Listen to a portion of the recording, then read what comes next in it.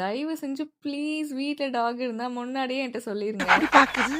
என்னையா என்னையே குறுகுறுன்னு ஹே பாக்குது? ஆல் அஸ்ஸலாமு அலைக்கும். This is Shifana. அன்னைக்கு எனக்கு ஒரே நாள்ல 3 புக்கிங் இருந்துச்சு. மார்னிங் ஒரு பிரைட்ஸ்மெய்ட கவர் பண்ண கலெக்டரேட் போயிருந்தேன். அங்க எல்லாரும் கவர்மெண்ட் எக்ஸாம்க்கு ப்ரிப்பேர் பண்ணிட்டு இருந்தாங்க. அந்த கேங்ல ஒருத்தவங்களுக்கு ஹென்னா போட்டு நெக்ஸ்ட் ஈவென்ட்காக செகண்ட் பிரைட் டாக்டர் எலிலோவியாவோட வீட்டை ரீச் பண்ணிட்டேன். இங்க தான் சம்பவமே.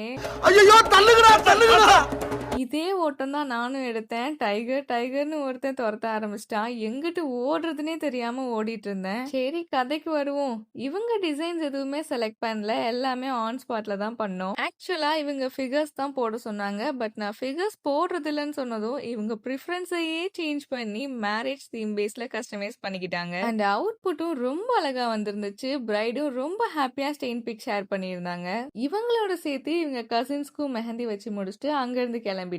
தென் தேர்ட் ஈவென்ட்காக பெருங்குளம்ல இருக்கிற பிரைட் ரீத்திக்காக ஹென்னா வைக்க போயிட்டேன். அங்கதான் டைகர்னு பார்த்தா இங்க கருப்பனோட குசும்பு அதுக்கும் மேல.